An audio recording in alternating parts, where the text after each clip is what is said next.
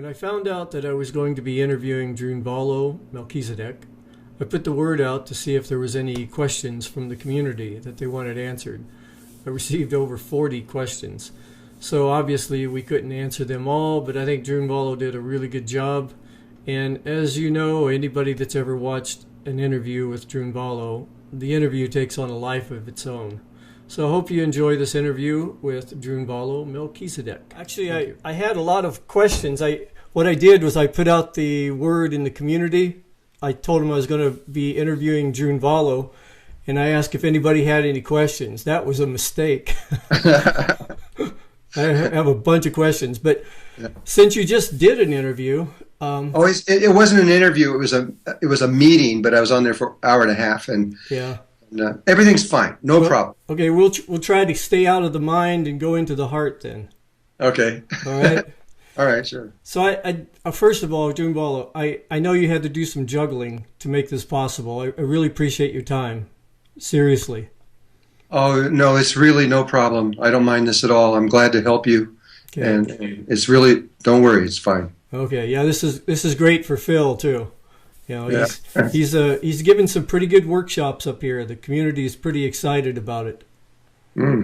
So I think I'd like to start this out because a lot of people will be watching this, and if they're like me, I'm like you'd call me a reluctant skeptic. And I'd like to start this out by just saying my own experience with you. Okay. And I started watching your videos back in 96 or 7. Remember the old VHS tapes? 96 or so. Oh, yeah, sure. Yeah, it was the first. I got them at the local philosophical library, and it was educational, to say the least. So I was interested at that point. And my wife and I, about 12 years ago, we did your Earth Sky workshop up in Oregon. And that was an awakening for me. That was at that really cool little place outside of Portland. I was trying to remember. I have been so many places. I can't remember anymore. It's just like, it's just a blur. I remember this, and the reason I remember it is because, okay, here's Drunvalo, really nice guy. I've been watching your videos, and it was all good, Yeah. Then you started talking, and it was so difficult for me to wrap my head around what you were saying because it was so out of my reality. But we started doing some healings, where you put somebody on the floor and you get the group. Okay. Right. You went over to my wife because they were having a difficult time with her, and you said, "Oh, I see something." And you got down on your knees beside her, and you started pulling energy out of her without touching her. I seen her stomach skin raise up as you were pulling this energy out. And then you grounded it into the floor. And that was the first time I'd ever seen something like that. And it was at that point that I really started listening to you. And I remember you looked over at me because my eyes were like this big around, because there's my wife and her skin coming up and everything. And you looked at me with the most kind, loving, compassionate eyes. And you said, "It's going to be okay. She's going to be okay." And, you patted me on the back, like, it's okay. So that was really the beginning of paying attention to what you were talking about. I never wanted to do that kind of work. I watched it for years, and I just didn't want to do it because it's kind of intimate, and you're working with energies that are usually not very nice, and it's you got to be very careful. I stopped doing it in about 1997 or 8, somewhere around in there, and I stopped for about a year, and I could see the difference. I could record the difference, and how because I would do that to clear certain chakras in the body, and by doing that, the people were able to understand what I was going to say so much better. Right. And so finally I saw that of a year. I saw it just didn't work. And then at the end of the year, I was in Germany with 156 people, and I decided at the last minute, I'm going to do this again. I want to see what happens. and it jumped the amount of people dramatically. There was only 6 people in that workshop that didn't understand what I was teaching at that point, and so I've done it ever since. I don't have a choice. Right. In order to be of service to the people, I have to do this. So, like I was listening to one of your videos a while back in 2008. You said some of the indigenous people were telling you things that you couldn't say anything just then. Can you tell a little more about what the indigenous people on this planet is saying about the transformation that we're going through?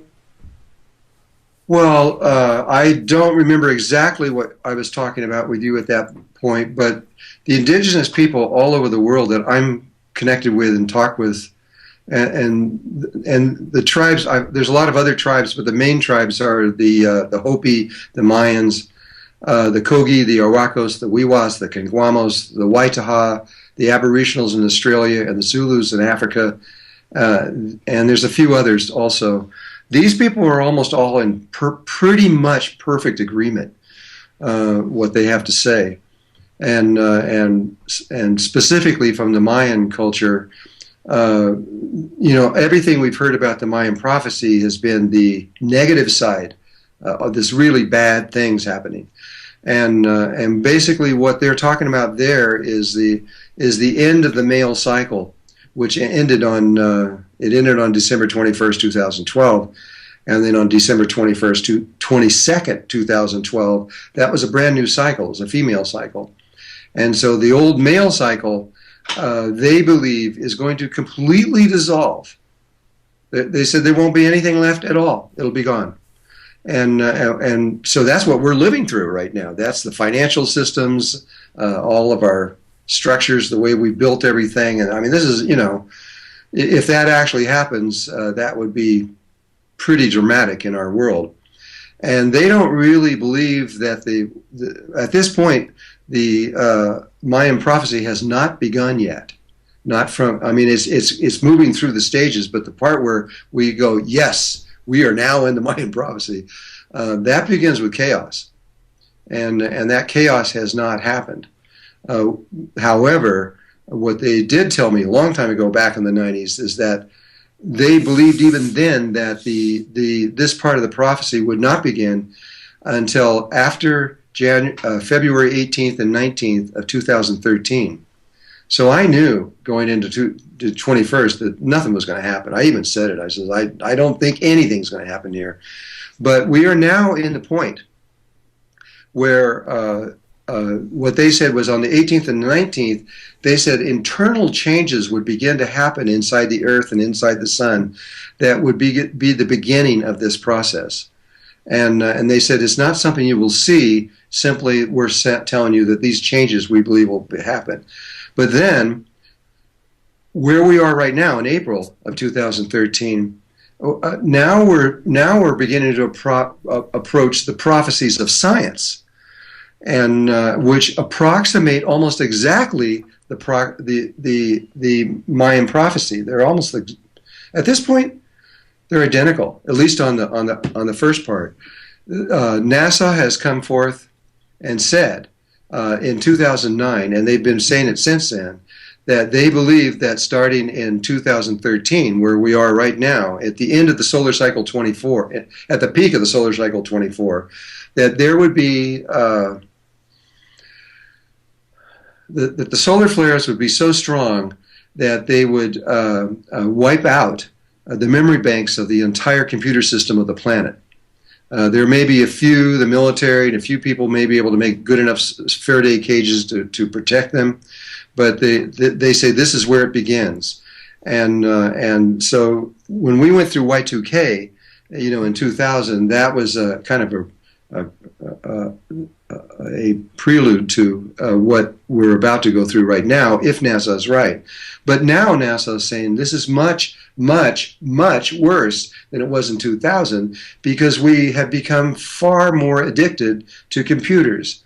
At this point, everything's on computers. Everything. There's nothing that isn't. The entire physical world is based on computers. And so if those computers were to shut down, The financial system of the world would go. The entire electrical grid of the world would go. We'd be in total blackness.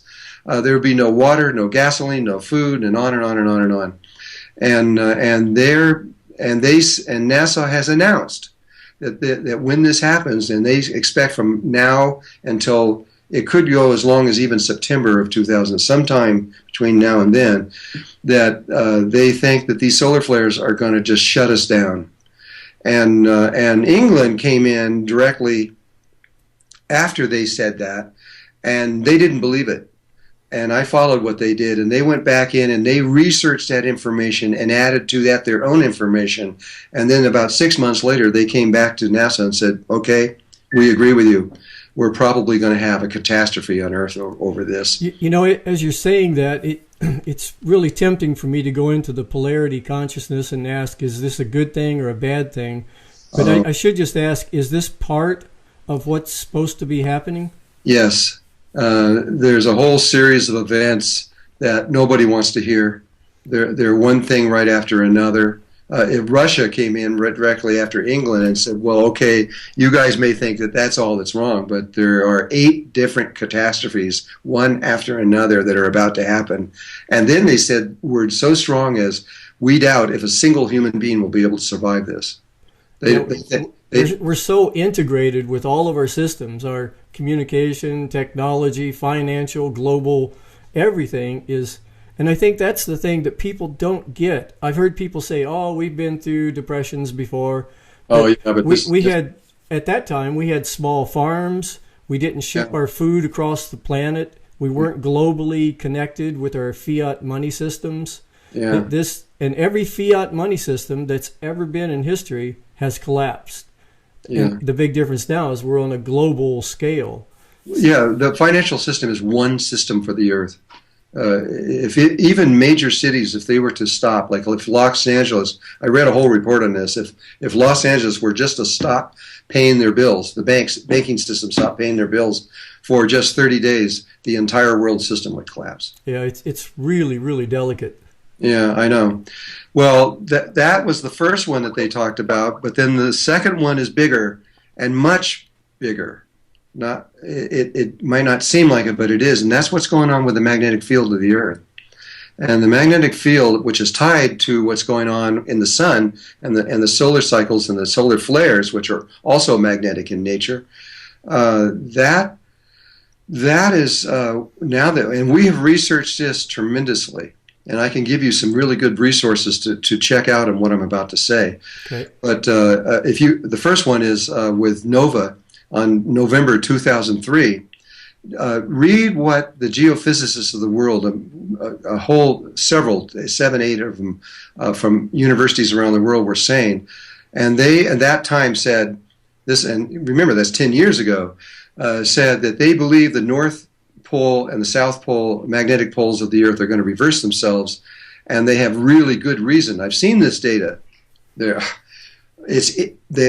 released a lot of it in there, and when you see that data, you realize that they're not kidding around.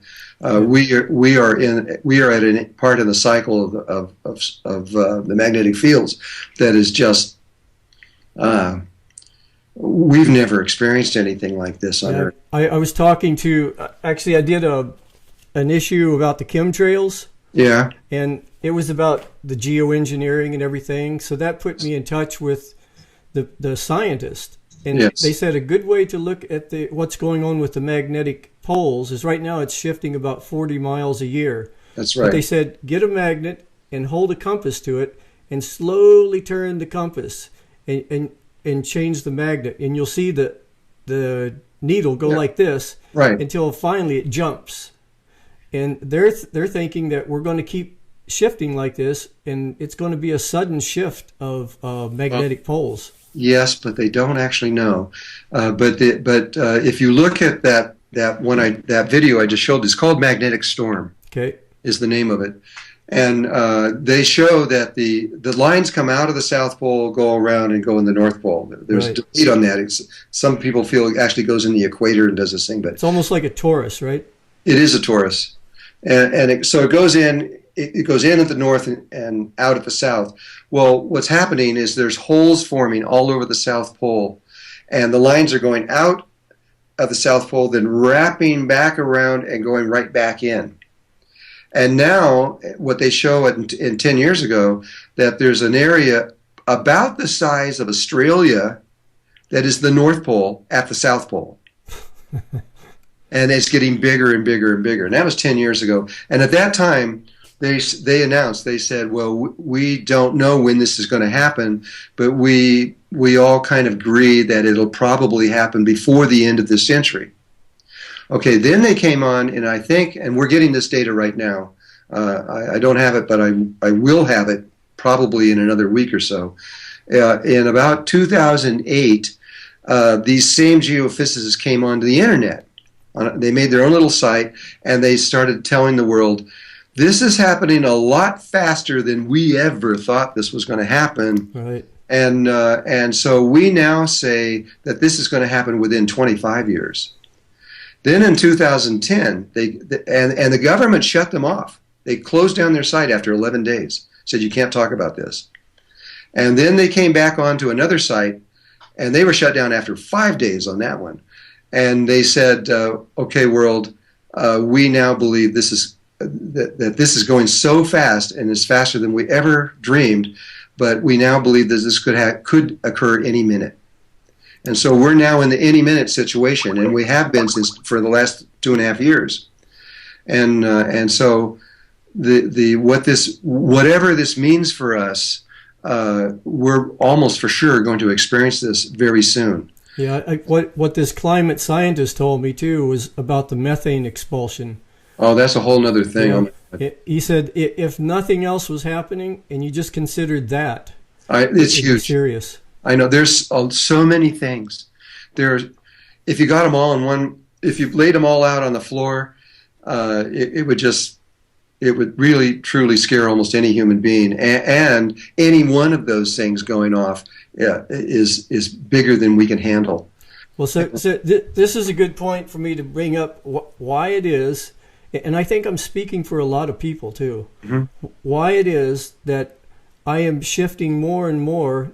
They say only drowning sailors can see God, and in a sense, I can understand that because I've always been a fix-it kind of a person. If we broke it, we can fix it. But yeah. I think our environment, our civilization as a whole is so complex and delicate that it's destined to collapse. And the only way I see out of this is with a conscious transformation. That's absolutely right.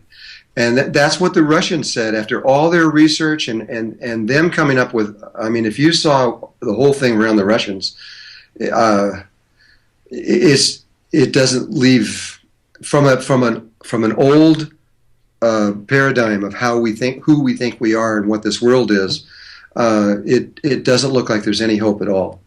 But there's a very powerful hope, but you have to know certain things about consciousness and life and what's going on. And when that's the reason why the Mayans never told the other part of their prophecy, was because they could tell the first part because we understand that. But the second part, which is incredibly positive, it's so far outside of human consciousness and our understanding of the reality that we wouldn't believe it. And that was what their problem was. It was what they kept telling me, says, well, I can tell you what it is, but the world won't believe that this is true. And because it's beautiful. It's beautiful, it's outstanding, and it takes they're saying that our consciousness is going to move through this last final stage into another level of consciousness that is not human. It is much, much higher than human. And from that place, we become immortal. We no longer have illness or sickness or anything again. And what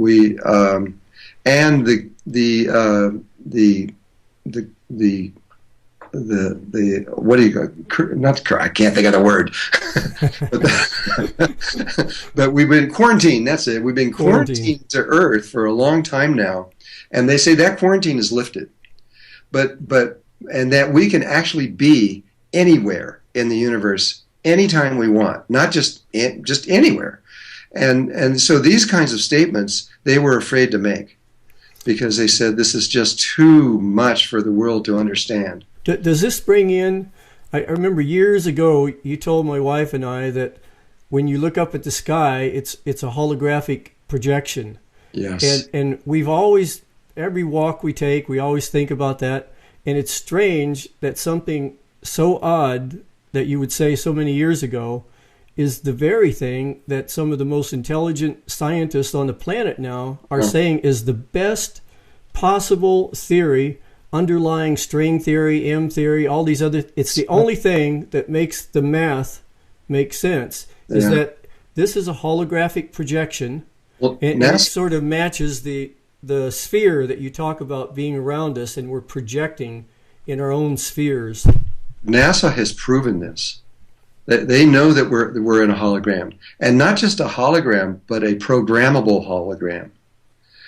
What is out and what's out there is not out there. It's in there. It's in your heart, and the stars and everything. And you can go back 6,000 years into the Upanishads and Hinduism, and there's 108 people writing about going into this tiny space in the heart. And they're all talking about, oh my God, the stars are here, the sun, the earth, the moon, everything is here inside of our heart. What does this mean? And this is it. We are generators of universes, and we don't know that. We're walking around in it thinking, we're walking around literally in our mind, and we don't know it. And that is what happens. That's the big aha that's about to happen. That we're about to realize who we really are and what this world universe we're in really is. And when we do, we're going to make huge changes within it and within ourselves.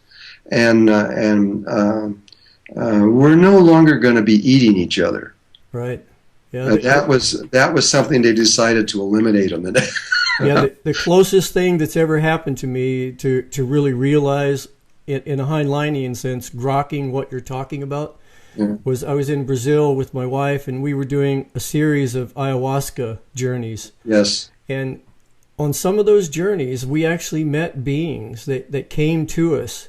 And I remember one time these two beings came to me, and I said in my mind, this is all in my mind. And they looked at me and they said, everything is in your mind. That's right. Everything. And there was a sense of authority with what they were saying. Yeah, and I feel the same way. I could say this with real authority at this point for sure. We do not understand. We have mapped it.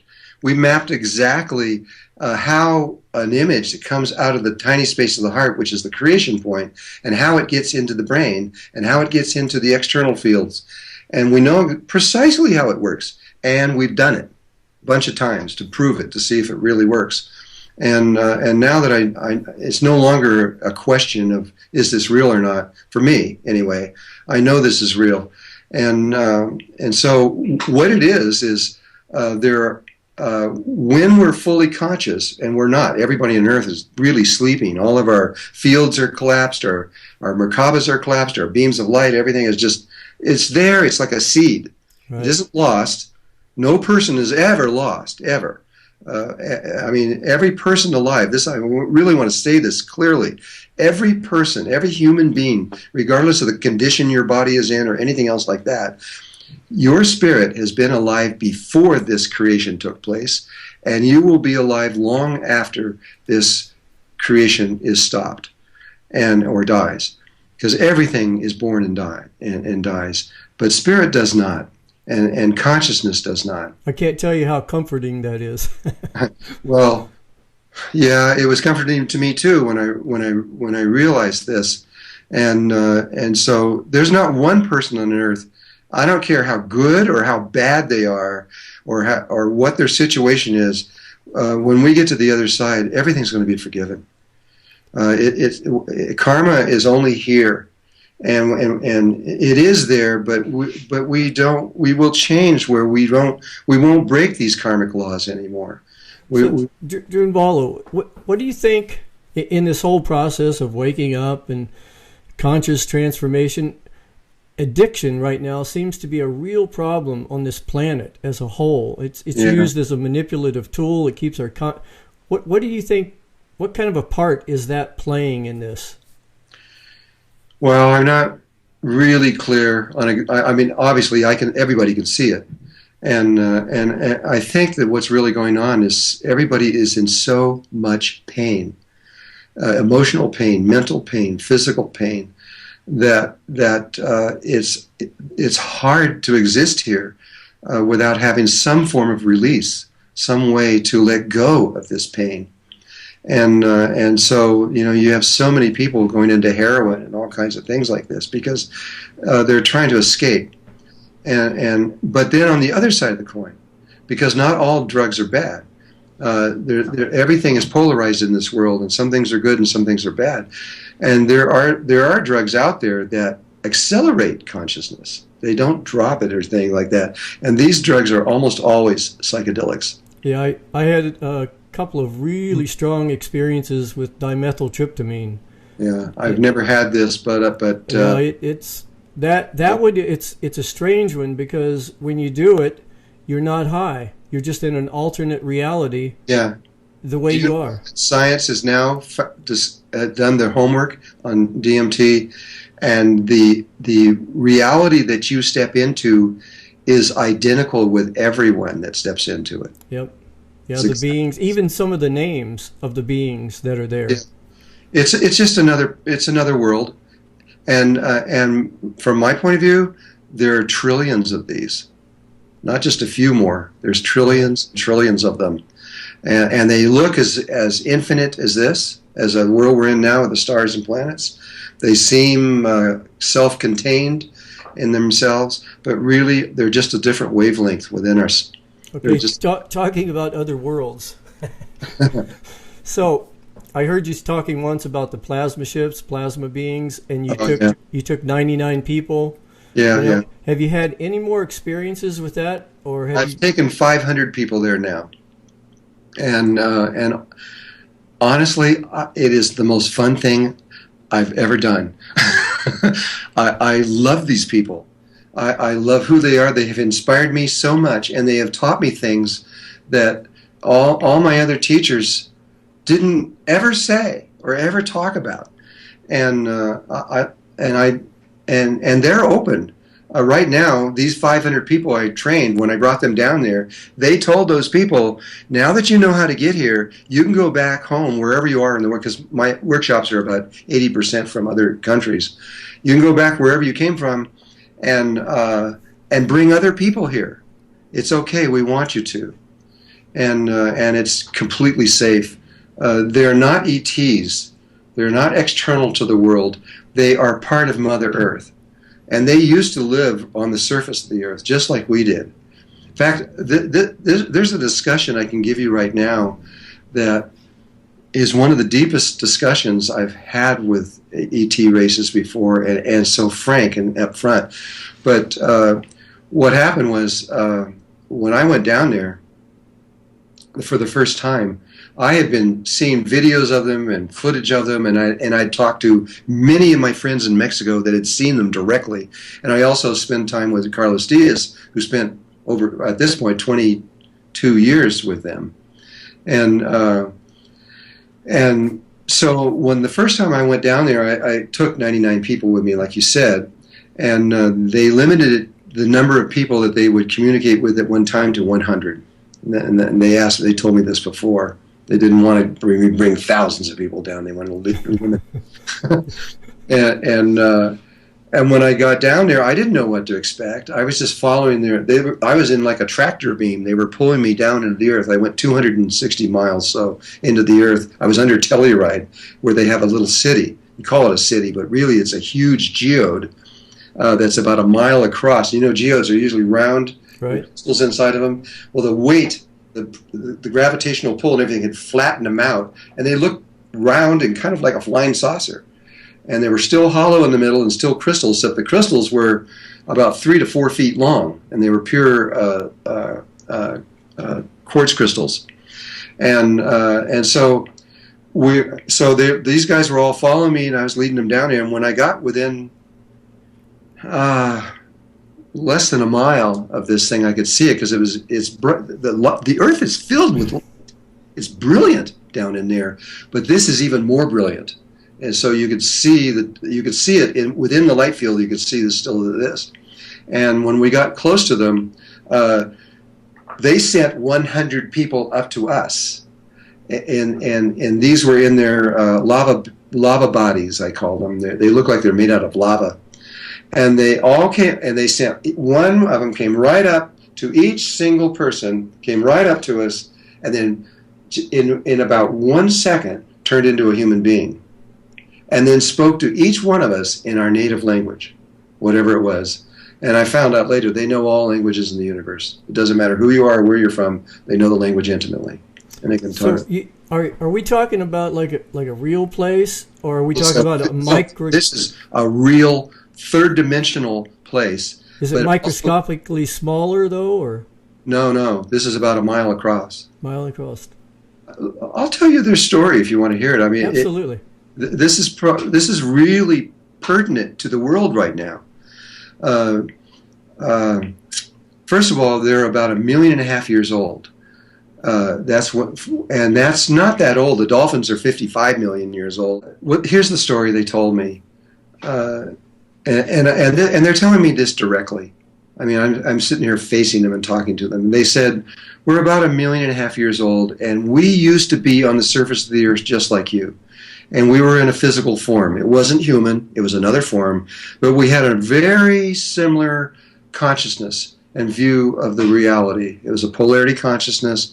We developed electronics, electromagnetic fields. We created a science real similar to yours. Everything kind of had different appearance and feel, but it was very similar. And we started killing the earth also, just like you are doing right now. And the earth was dying fast, and we were concerned because we couldn't seem to stop what we're doing, and yet just like we can't seem to stop what we're doing, but we knew it was going to kill us, and they did too. And they said right at the moment when they were really scared, this physical spaceship came out of the sky, metal and round, the traditional one that we're used to, and it landed in one of their a prominent area where they were living, and these beings came out and spoke in their language, and they were only there for 30 minutes, and all they did was tell them something about the earth and the sun and about themselves, and gave them very precise instructions and left. They said they've never seen them since. But because of the dramatic way that they were given this information, they took it very, very seriously, and they began to study it and see if they could do it. And they said it took them over 100 years, a little more than 100 years, and they finally did it. And when they did, their bodies became pure light.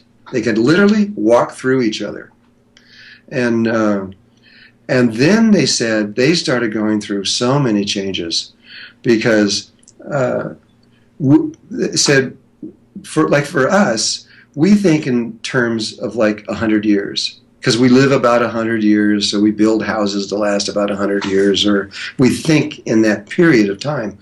And and then even the Native Americans used to think in 7 generations. Okay, that's 700 years, whatever it is, but that's still not very long. From their point of view, they realized while they were in these bodies that they were now immortal, that they were never ever going to die again. And their thought processes began to change.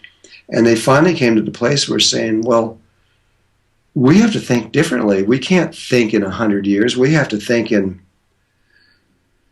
100 million years because we're never going to die. And so anything that they also decided never to leave the earth. They wanted to stay connected to it. Now, most races, when they get to this level, they leave the earth. And they go in other ways. They go out into space and time and dimension, and they leave it. They didn't want to do that, and so they've stayed. They've locked themselves to this place, and then they realized in the process soon after that the way that they became immortal and their bodies became pure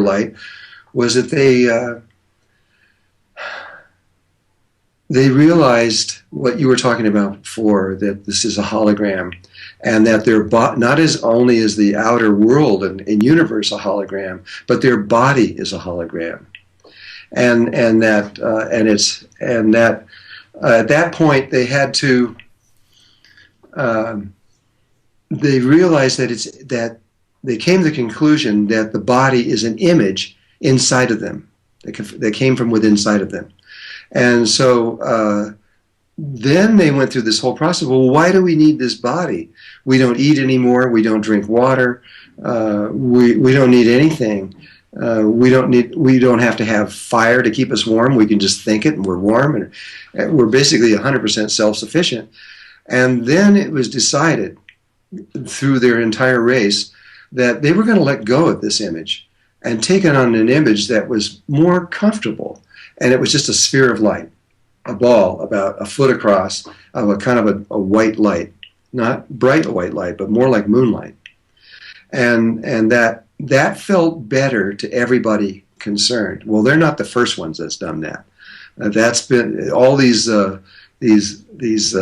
that our digital cameras are picking up. We're looking at our ancestors. Many of our people who've lived long ago, and they're alive. If you could get inside there and look inside that little thing, you'll find a little tiny, either human being or an ET or some kind of being that has come to that same conclusion long ago.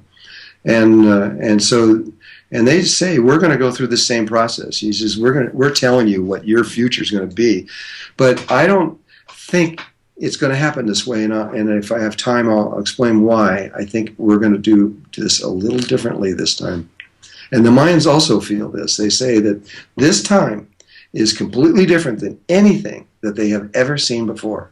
And this time is different in the whole universe? This time where we've come to this end of the cycles, and the cycles beginning new, that this is going to begin in a whole new way that no one has ever seen before. Is this a planetary thing or a universal thing? It's absolutely everywhere. It's no life form, not any bug or so it's like the universal mind of God, for lack of better words, is making its mind. It is about to make a complete recall of the universe and do something different.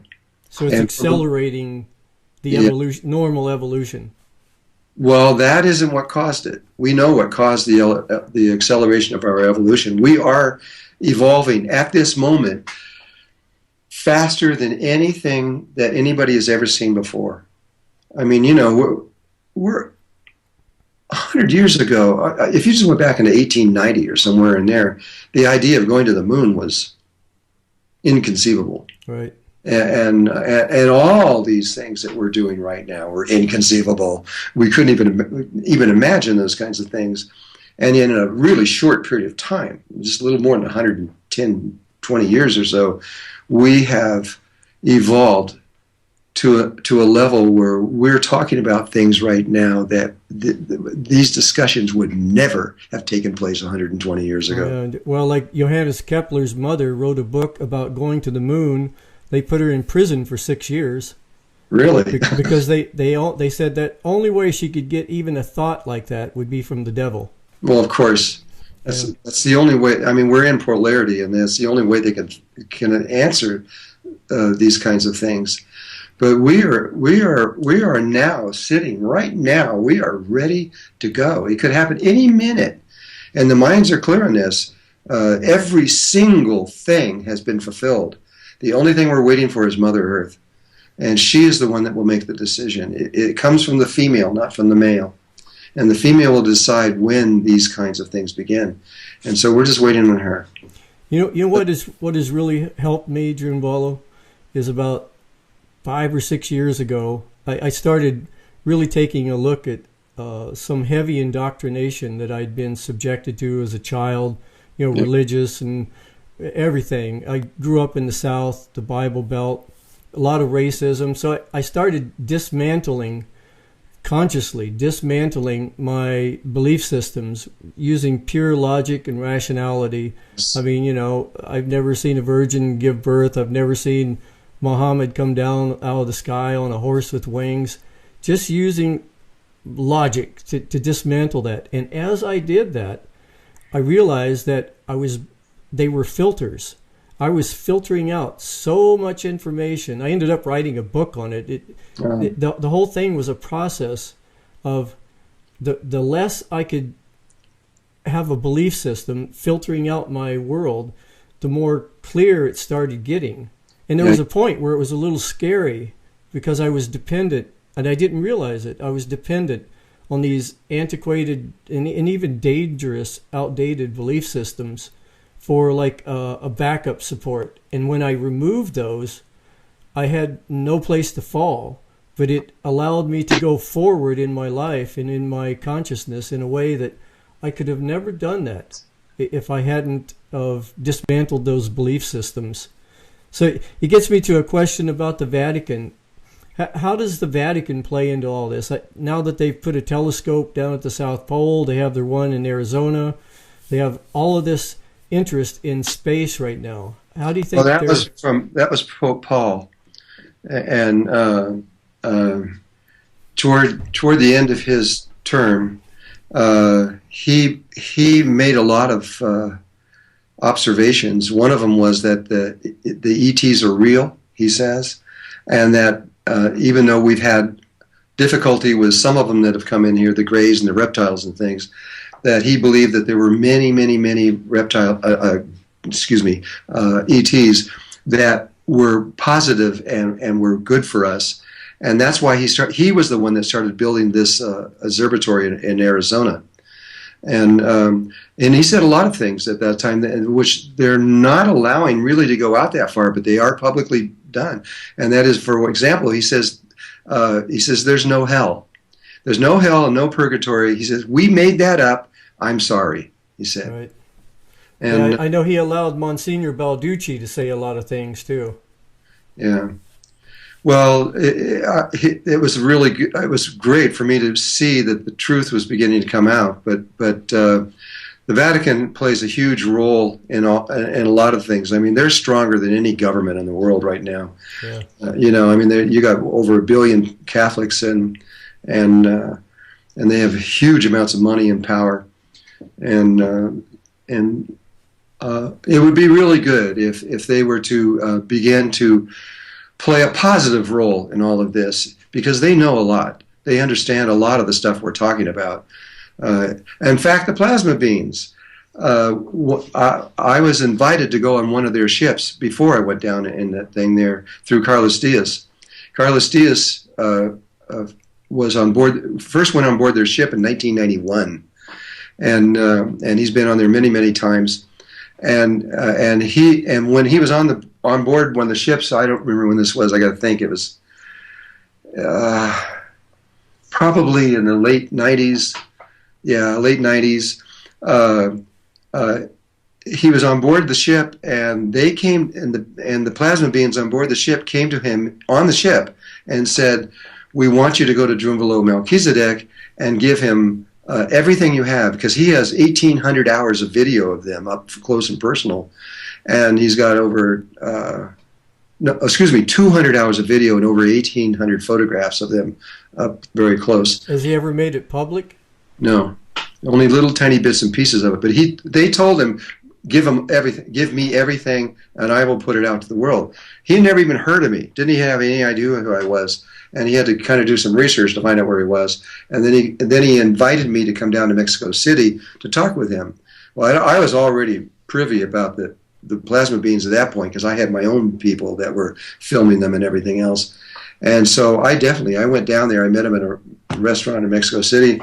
We talked for about 3 or 4 hours, and I don't know where I was going with that. So do you have plans to make any of these videos public? I've tried to get him to do this, and what happened? Oh, this is where it was leading into. When I was down there, let me just lead this part and come back to the Pope. When I was there, he told me stories about them and things about them. And then he says, the beings have told me to give you everything, which I'm setting up, and I'm going to give you everything. But they also told me that you can go on board one of their ships if you want to. I just closed my eyes and asked the angels, can I do this? And they said, yes, no problem. And I said, okay, yeah, what do we do? And he says, well, they'll give me an exact time and to the minute, a day and time and location. And all you have to be there is just be there. And you can bring up to 100 people with you to watch it. And you can film it all you want. And you can release the films all you want anywhere in the world. We don't care. And I said, okay, I'll do it. And so he came back a little later and told me exactly when and where and all this other stuff.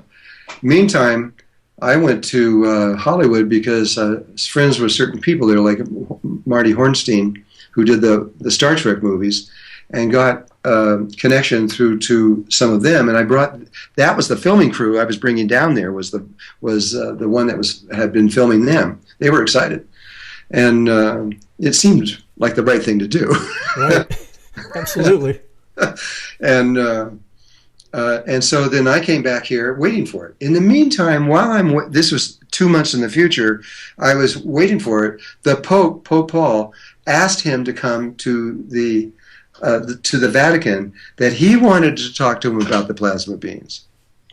And so he went there, and while he was there,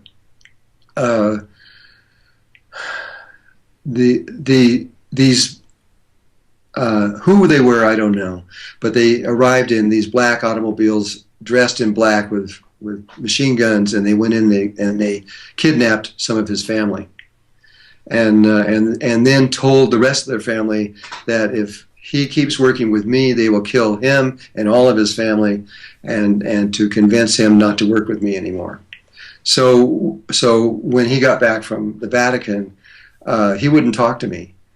He wouldn't answer any of my phone calls or anything at all. And then it took about 6 months, and he sent an individual up here, a Mexican individual up here to talk to me and explain that what had happened, that his family had been kidnapped, and he was afraid to continue working with me. And so this has just been an ongoing thing. I mean, this happens. What do you think it is, Drunvalo? Why is it that there's a certain group of people, call it the Illuminati or whatever, why is it that they have a vested interest in maintaining a static point in our evolutionary strain or consciousness? You know, I've researched that. To answer that question really specifically, I've really tried to answer that, and I've found myself 3 times in the presence of members of the Illuminati. A couple times I didn't really want to, but that's what happened. And in my discussions with one of these people, basically they just don't care about us.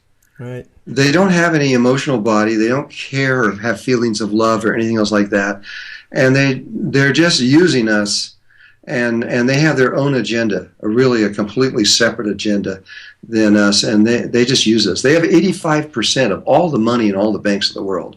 And there's 300 families. You know, there might be something behind the biological thing, too, because I heard Bruce Lipton talking once, and he was saying that it appears like about 6% of the global population are genetically incapable of feeling compassion and empathy. Well, they have made it. I mean, these people came from Mars, and they were part of the last attempt to create a separate reality. This one, we say it's Lucifer Rebellion, we call it. But there's been 3 other times before that this has happened. And the Martians were part of the last one. And that's what destroyed their planet, was their lack of love for each other. They basically had a planetary war that destroyed the outer atmosphere and all the oceans and everything. Their planet was... And I wrote about this as far back as 1998, that Mars was just like the Earth, because this is Thoth telling me this. He says it had oceans, it had water, it was plants and diversity, and it was beautiful. And they just killed that place. And they were just one of about 80,000 other planets that died because of that, because of trying to separate out the emotional body, the female side, and just heading on with the male side. Yeah. And so they trying to escape their problem that they had there. That's when they came to the Earth, and they came in from a long time ago. Did they came here in their macabre? They came here in actually spaceships, Yeah. based on Merkaba science, the Mars was destroyed a little less than 1 million years ago, and they came forward into the future and arrived on Earth. I'm guessing roughly 65, 70,000 years ago, and they've been in, and they did it illegally. When you do something like that, you have to get permission from galactic. There's a particular area of the galactic center that you have to have permission to do these kinds of things, because it's illegal to do that. And they came in without any permission. They arrived at the same time that the Jews arrived here, who were also not human. They were from another area, and they were coming from the future, not from the past, but not very far in the future, only about 800 years. We talked about that in the book, saying, with about 2 sentences, just saying that the Jews came in here with permission, and what had happened is they had misunderstood one tiny little piece of spiritual information as they were developing on a different planet. And now 800 years into the future, when they were ready to expand and become everything, they couldn't do it because of this lack of understanding, and they got permission to come here and redo it all over again. And I said it was like a 5th grader doing the 5th grade again, and that's what they were doing.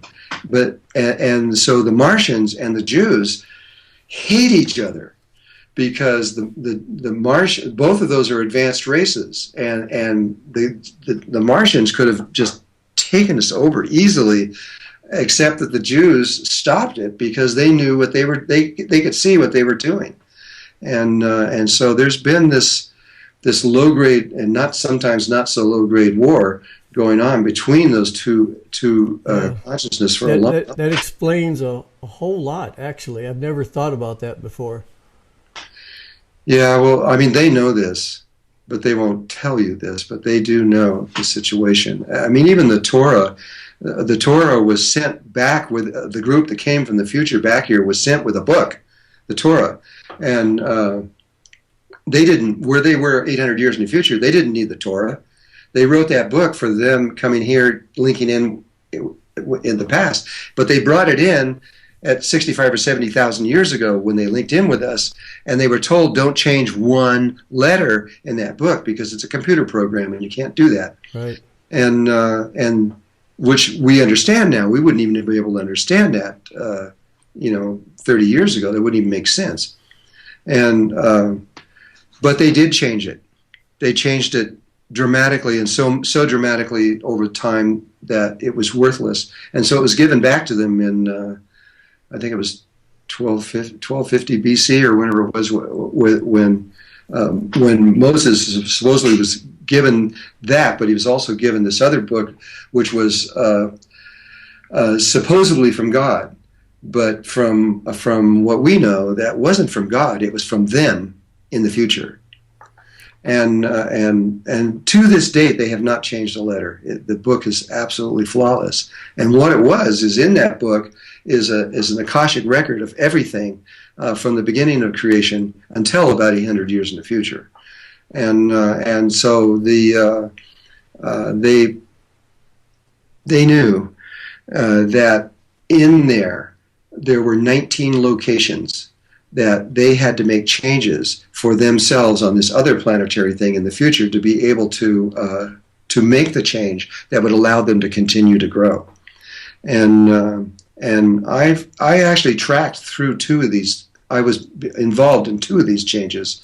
And they're huge global changes that would affect everybody on Earth, and we're passing through these things. Some of them are invisible, and some of them are visible, but we've got to be down close to the end. I mean, I don't know where we're at, but once we get to the 19th one, that's when everything takes place, and I think we're right there. Or we're probably down to either 18 or 19 right now. I've been interviewing a lot of the people on Ancient Aliens about the Anunnakis and all that. What do you think about that whole part of our history, the Anunnakis, and the fact that they might be back and all this with Nibiru and they have a few people here. They're not there. They were our mother. They were the ones that created our particular DNA of humankind, and the father was the Syrians from Sirius, and from Sirius B, third planet out.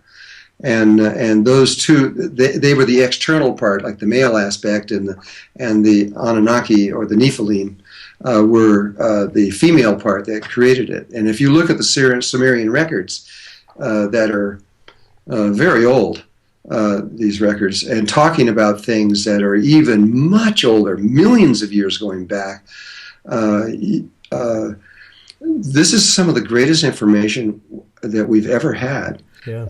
And science is not taking this seriously enough. You know, I mean, it's just amazing information that was given there. But all I can tell you is right now is that the mother aspect of it was not very evolved. They were almost exactly where we are right now. That was our mother. Our father was way, way more advanced than the mother. And the father aspect is the one that will be the first ones to step in front of us and begin to protect us. And they're already here. They're all over this earth, and they're inside the earth, just waiting. They're sleeping in these glass chambers, and when the time is right, the Father will come out here and protect us. And who they're really protecting us against is the primary thing is the reptiles. The reptiles just will not give this up. They've been trying to destroy us for a long time. Yeah, they're real territorial, you might say. Yeah. Do you think with all the I think that every time a planet is discovered, it has to affect our consciousness. Do you think that all these planets that are being discovered, as they enter into our realm of conscious reality, this is part of the change also? Well, they first discovered Marduk, the planet that the Nephilim came from, and that was some time ago. And now NASA's trying to say they didn't discover it, right. but not in the beginning. They were really clear about it, and I read all those reports. I read them 7 days afterwards. And that planet is a solid planet. It's about the size of Saturn. It's huge, but it's way out there, and it only comes through, according to the Sumerians, it only comes through our solar system every 3,600 years, and that was the only way that they were so unadvanced that they were using rocket ships, and they had to wait till they got really close to the Earth to jump over, and then they had to wait another 3,600 years before they could even get back to their own planet. That's changed now. They have the ability to go back and forth whenever they want, and then you got all this stuff on the internet now, right? About Marduk is going to be coming in here. It's behind the sun, and it's coming behind the sun. You can see it, and all this other stuff. They've been doing that for 10 years or more now. If you just go back into NASA and get through Freedom of Information Act and get that original report, you'll realize that they had mapped the orbit of Marduk, and they knew exactly when it was going to come in here, and it was 500 and something years from that time. And so all these people saying that on the internet it just isn't true. Yeah, I wonder sometimes how much disinformation sites are out there just generating nonsense, you know. Well, I had to work for 4 years to research everything that was said in our magazine, The Spirit of Mott, and my conclusion was somewhere around 80% of what's on personal websites is not true. I know. I was caught one time publishing a magazine. You know, you come across a lot of information, and I published something without really validating it. Man, it was like I swore I would never do that again without validating every single piece of information. Yeah, I know.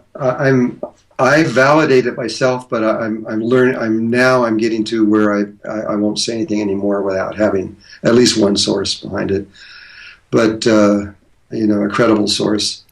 But it's unless I'm talking about ETs and things like that, because you can't get any credible source. So when can we see some of these videos? Which ones? The one of the plasma beings and stuff. You know, when do you think that that's possible to come out? Because that would be some really good catalytic information. Okay, here's what's happened. Carlos Diaz, who had all that data, decided that he was going to drop out, and he completely dropped out. And then I went back to him just recently, a couple of years ago, and I said, "Look, Carlos, I know you don't want to. I don't. He's a grandfather. He's getting old. He's probably. I guess I'm even older than he is, really. But still, he wanted to just stop and not do this anymore. And I said, well, look, let's just make one video and compile all this stuff that you have and get really good stuff. And let me just make one video of that. And he says, okay, I think I will. And then he came back and he said, well, what would be better, he said, was let's just bring the plasma beams in and film them directly. And you know, and I know that if I did that, everybody would think I'm using computer graphics on the stuff that they're doing, but nevertheless, it would be the truth. And so he told me that he was going to allow that, and I've talked to them, and they said they would do it, but they wanted him to go through him to do this, and he hasn't talked to me since then. And so that would be a good one to do. I want to do it, and once we get our studio fully set up and everything, I would have the capability of fully doing that too. This would have a lot to do with the same idea as the natives looking out on the horizon and they couldn't see the ships. Yes. Something like this would imprint it in our minds and make that holographic image possible, and it would probably open up all kinds of channels of perception. Yeah, I mean, I'm open to it. I really am. And I'm trying to maneuver this to happen, but I haven't been successful yet. So here a while back, you talked about the Melchizedek consciousness giving you a new purpose. How is this working? What is that purpose? And I think we can end on this note too. Okay. Well, I haven't been very successful in that new purpose. They've given me a few other things to do, because basically the reason they did this is I had reasons to come here in the first place, and they thought that I was going to take longer to do it, and I completed it. And so once it was completed, that's when they said, well, maybe we can use you since you're here to do something else. The one thing they wanted me to research, and I haven't really talked to hardly anybody about this, had to do with suicide. Suicide is a very unusual element in consciousness in the universe. People just don't do this, and so I traced it down, and I know exactly where it started. I know precisely the first person to do it, and I started going from there and exactly what this meant and why, and I understand why they did it, and because it was such a he felt like he really let down all of his ancestors from the beginning, and he felt he felt he had just really done something very wrong, very bad, and but before that time, no one had ever, for billions of years, no one had ever committed suicide before, and so I'm still researching this. Yeah, that's a complex. Well, look what it's. Intriguing kind of a question. Why do look what it's come to here? Suicide bombing. People using themselves as bombs. And children. Children? Yeah. I mean, this is so far out of true spirituality. You know, I mean, I've been very close in the Quran also, and I know what it says, and there's nothing in there that says that is a legal thing to do. Right. And to twist it around to say that that's okay is, in my opinion, is just simply wrong. Yeah, I agree with you there. You know. So if you were to leave the people that's watching this with some advice on what to do today, right now, with your life to prepare and play an active part in this transformation, what would you say? Well, I don't think that there's anything external that you can do that's going to make any difference. So digging a hole in the ground and putting food and, if you really understand what's coming and trying to protect yourself in that way is a waste of time. First of all, we're only going to have about 14-day notice, and then it's going to be a very quick thing, and we're not going to be here. The most important thing to do is to really drop a lot of the stuff that we're involved in. I mean, and just really begin to realize how important you are as a spirit in the evolution of all of the whole universe, and to just really begin to develop your character. Stop anything to do with stealing or hurting people or anything. All of that. Start fixing your karma. That is probably the most important thing you can do to get in balance, because the less out of balance you are, the easier this transition is made. And the other thing is to find a way to get into your heart. If they want to go into Drunvalo.net, we've got a school there set up to teach people to do that. I'm not pushing anybody there, but I'm just saying we do have something there for you. But you can do this without anything. You can find your way into your heart and discover who you really are. And that, because that is being inside of your heart is the place from which we make the change to go on to higher consciousness. And on top of that, your life is going to be a lot more enjoyable and fun, and your family is going to be happy because of it. Because when you start functioning from your heart instead of your brain, you are becoming a different kind of human being. The kinds of human beings we're used to here on Earth are brain functioning people, and that was never intended to be that way. It was intended that we live from our hearts, and the brain was like a remote control thing that had certain functions and things, but it was never intended that we create an ego, and that ego become more important than anybody else in the universe. It's a malfunction. Yeah, I remember in the workshop you were giving, I was trying to do the Merkaba, and I was explaining the difficulty that I was going through, and you just sort of said, look, don't even think about it. It's more organic than that. You don't have to do digitally each step. Precise. Yeah. The brain does have very specific steps of how to get from here to here, but that's the male way. The female way is totally different. It's all about feelings and emotions and actually caring and imagery and how to use imagery to get out of the situation we're in. But there's lots of information out there in the world that is beginning to come up everywhere right now because the world needs it right now. Well, a lot of people are being helped by this information, Drunvalo. A lot of people. Well, anything I can do. I mean, that's why I'm here. Anything I can do. I've developed a website to try to talk about all these various things that we need to know and understand. And give the ancient what one thing that's happened here, which is I think it's great, is that the information is here now. It's here in Kundalini Yoga, in Kriya Yoga, and Tibetan Buddhism, and it's also here with the Catholics, but they won't give it.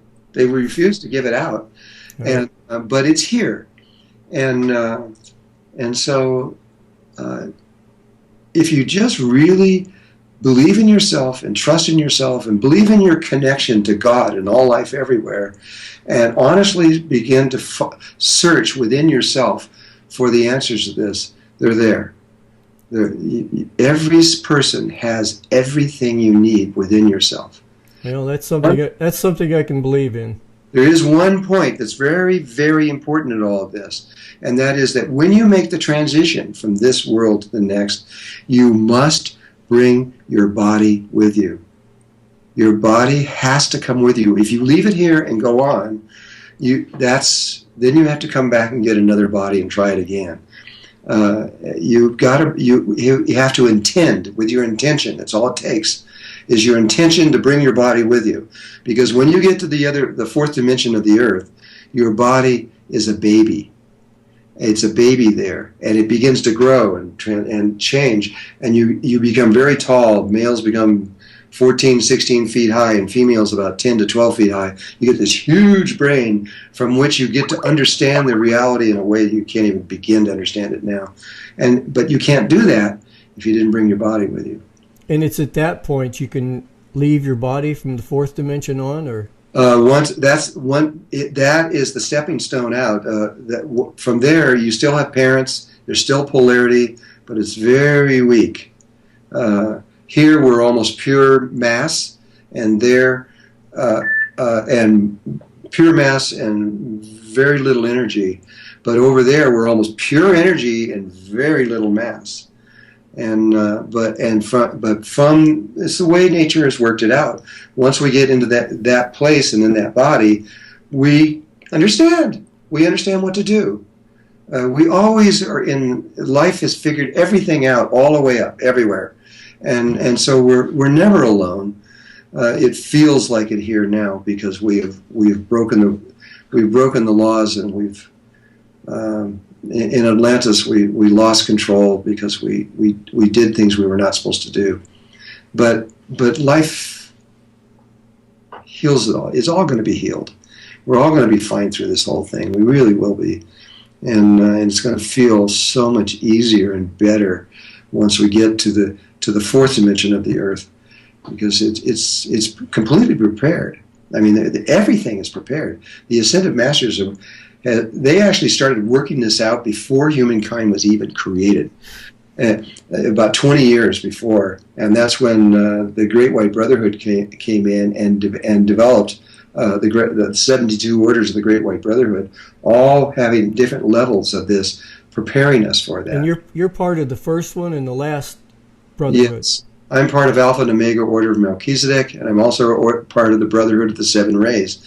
The Brotherhood of the Seven Rays now, which is physically connected to the earth in Bolivia, in South America, they are fully prepared for all 7 billion people to come through their order one at a time, and to take that person who's going to be in total confusion about what's happening, and to be able very quickly to let them understand that everything is fine, and let them actually understand what's happening to them, so that they can then go on, and they've told me it's perfect, nothing to do, and a person is capable of leaving right now.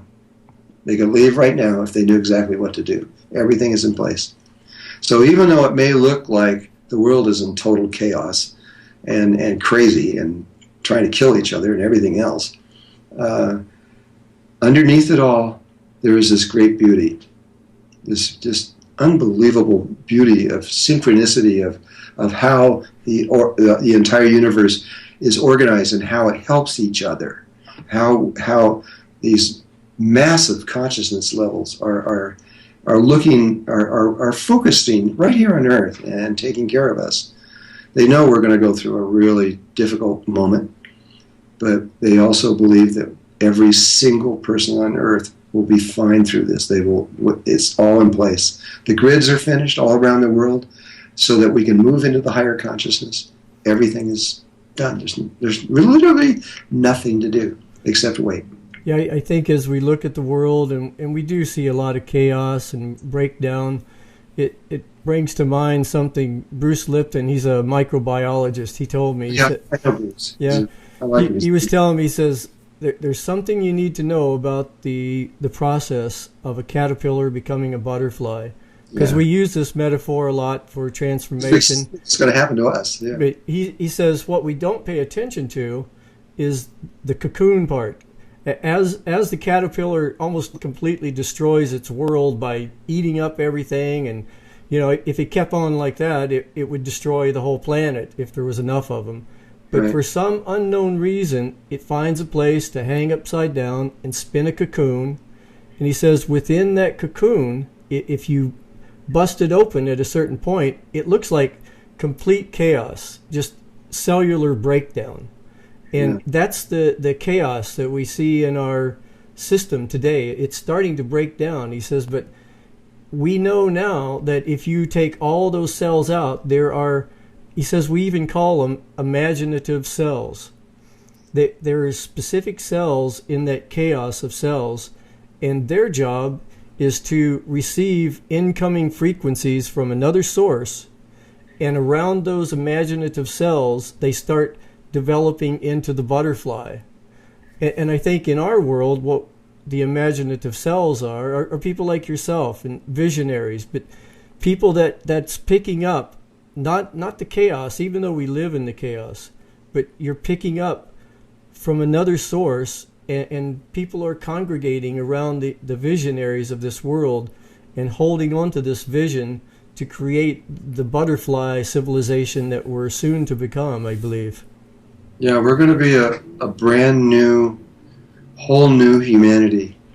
There's only one reality, but how we're interpreting it now is through polarity. But underneath polarity is singularity, and we're going to understand this unity consciousness. It's going to be, but we're only going to stay there for a little while. We're only going to stay there about 2 years, and then we're really going to move fast. We're going to start changing through. Melchizedek has mapped a little over 100,000 different primary ways of interpreting the one reality. Each one has a different Merkaba and different mathematics, different things. And then underneath each one of those are zillions of other derivatives and possibilities. And we're going to go through them all. Yep. Very fast. Nobody's ever seen this happen before. I haven't ever seen this happen before. I'm so excited I can hardly stand it. So we're actually headed back to the place where you came from, right? Yes, and if you just let go of fear, if you just throw it away, just let it go. Just believe in yourself for once, and right. Just get into it, and just be like a little child, just innocent, and just watch what's going on. You're going to be amazed at life, at how perfect life is. It's flawless. It doesn't look like it because we're functioning from the Fibonacci sequence, but life is really flawless. It's amazing, really. Well, I think that's a good place to end our interview, Drunvalo. Yeah. Thank you. Yeah, thank you, and thank your audience for watching this. I really appreciate you being here. Thank you. Okay. Bye-bye.